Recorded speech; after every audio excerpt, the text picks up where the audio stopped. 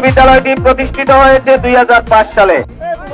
2005 সালে প্রতিষ্ঠিত হলেও বিশ্ববিদ্যালয়টি প্রতিষ্ঠা করেছিলেন তৎকালীন প্রধানমন্ত্রী দেশনেত্রী বেগম খালেদা জিয়া। শুধু এই একটি কারণে জগন্নাথ বিশ্ববিদ্যালয়ের কপালে খুবই দুর্ভাগ্য জুটিত হয়েছে। আমাদের সাবেক যারা ক্ষমতায় ছিল এই বিশ্ববিদ্যালয়টিকে সমূলে ধ্বংস করে দেওয়ার জন্য যত প্রকারের চক্রান্ত ছিল সবই তারা করেছে। তারা আমাদের জগন্নাথ বিশ্ববিদ্যালয়ে আপনাদেরই ভাই বোন, আপনাদেরই সন্তানরা লেখাপড়া করে 18,000 শিক্ষার্থী মানবতার জীবনযাপন করে।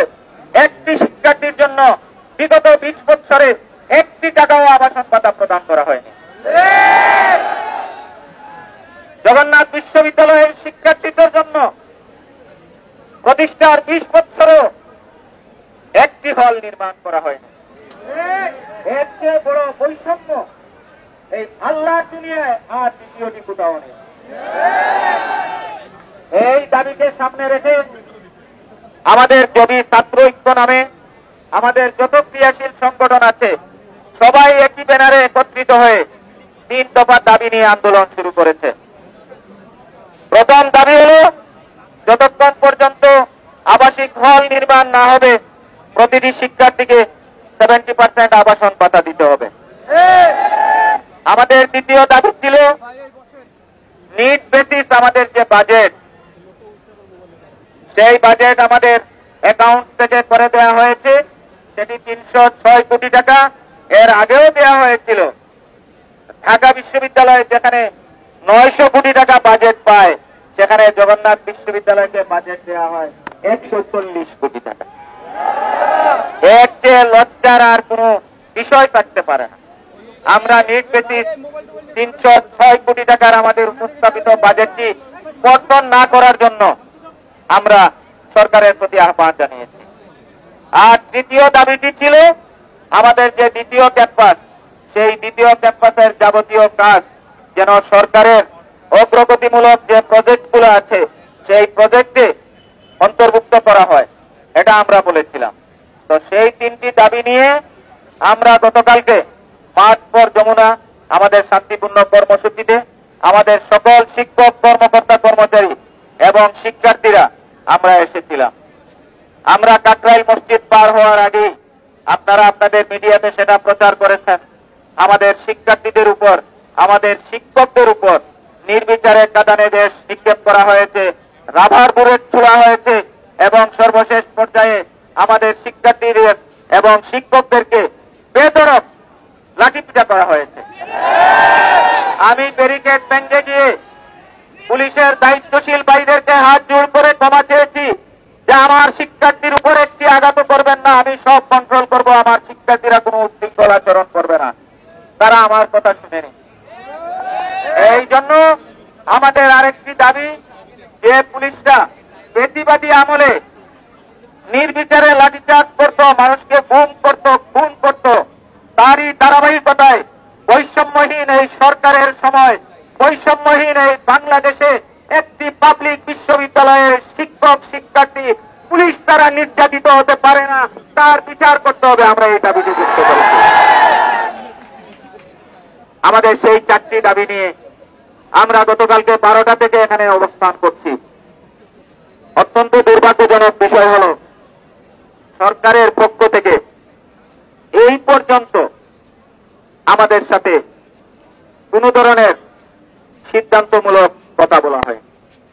আমরা দেখেছি কালকে একজন উপদেষ্টা এখানে এসেছিলেন, আমরা কৃতজ্ঞ, উনি আমাদের খোঁজ নিতে এসেছেন। উনি আসার পরে এখানে একটি অনাকাঙ্ক্ষিত ঘটনা ঘটেছে। আমরা তাৎক্ষণিকভাবে আপনাদের মিডিয়ার মাধ্যমে সারা জাতিকে এই অনাকাঙ্ক্ষিত ঘটনার জন্য জগন্নাথ বিশ্ববিদ্যালয়ের পক্ষ থেকে আমরা আন্তরিক দুঃখ প্রকাশ করেছি। তো আরো কিছু ভিডিও ভাইরাল হয়েছে, সেটাও আপনারা দেখেছেন। এই উপদেষ্টা,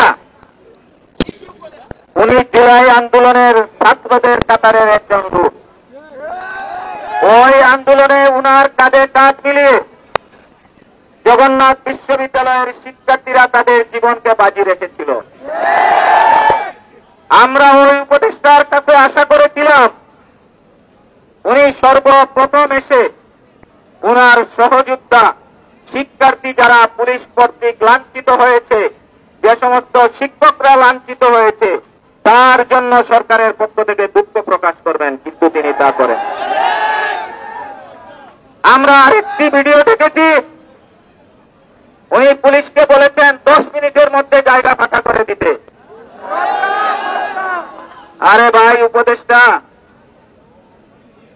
ভাই জুলাই বিপ্লব যদি সফল না হতো তুমি উপদেষ্টা হতে পারতা না। উপদেষ্টা হওয়ার পরে তুমি পুলিশ প্রোটেকশন নিয়ে চলো। এই জন্য তোমার বাপ এখন যদি সেই বেশিবাদী বাপ হয় রে ভাই, তো আমাদের কি হবে? আমাদের ভাই আমরা নিরীহ লোক, আমাদের কোনো পুলিশ প্রোটেকশন নেই, কোনো আর্মি প্রোটেকশন নেই, বিডিআর প্রোটেকশন নেই, র্যাব প্রোটেকশন নেই, তবে আমাদের প্রোটেকশন আছে। জগন্নাথ বিশ্ববিদ্যালয়ের শিক্ষার্থীদের প্রোটেকশন, জগন্নাথ বিশ্ববিদ্যালয়ের 800 শিক্ষক, আর জগন্নাথ বিশ্ববিদ্যালয়ের এই 800 শিক্ষকের প্রোটেকশন আমার 18,000 শিক্ষার্থী। সুতরাং সাবধান, সাবধান, প্রতিবাদ মুক্ত বাংলাদেশে প্রতিবাদী কোন উচ্চারণ দ্বিতীয়বার যেন না।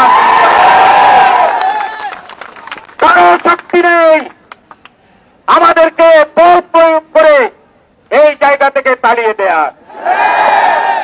এই সরকার আমাদের সরকার, আমাদের আন্দোলনের সরকার।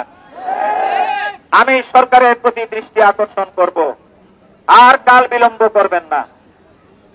আপনারা আসুন, খুব দ্রুত আসুন, আমাদের যৌক্তিক দাবি মেনে নেওয়ার ঘোষণা দিন। আপনারা যদি সেই ঘোষণা দেন, আমি জগন্নাথ বিশ্ববিদ্যালয়ের শিক্ষার্থীদের দায়িত্বশীল হিসাবে দায়িত্বহীন করতে আপনাদের সামনে আমি ঘোষণা দিচ্ছি, 2 মিনিটের মধ্যে আমার শিক্ষার্থীদের নিয়ে আমি ক্যাম্পাসে ফিরে যাব। আর যদি দেয়া না হয়, আর যদি দেয়া না হয়, আমি এই ঘোষণাও দিচ্ছি, যতদিন পর্যন্ত আমাদের দাবির ব্যাপারে সরকার সুস্পষ্ট ঘোষণা না দিবে, আমাদের কর্মসূচি আমরা এখানেই অবস্থান করব। আর আরেকটি কর্মসূচি, যেহেতু সকল শিক্ষক, শিক্ষার্থী, কর্মকর্তা, কর্মচারী এখানেই আছে, তো ওই ক্যাম্পাস অত শাটডাউন, ওই ক্যাম্পাস আর খোলার দরকার নেই, ওই ক্যাম্পাস আর খোলার দরকার নেই। সুতরাং আমাদের দাবি আগে মানতে হবে, সুস্পষ্ট ঘোষণা দিতে হবে, তারপরেই আমরা আমাদের এই স্থান ত্যাগ করব, আমাদের পরবর্তী কর্মসূচি দিব। আপনারা যারা আমাদের সহযোগিতা করছেন, আমি আপনাদের সকলকে আবারও আমি কৃতজ্ঞতা জানাচ্ছি, আপনাদেরকে অশেষ ধন্যবাদ জানাচ্ছি।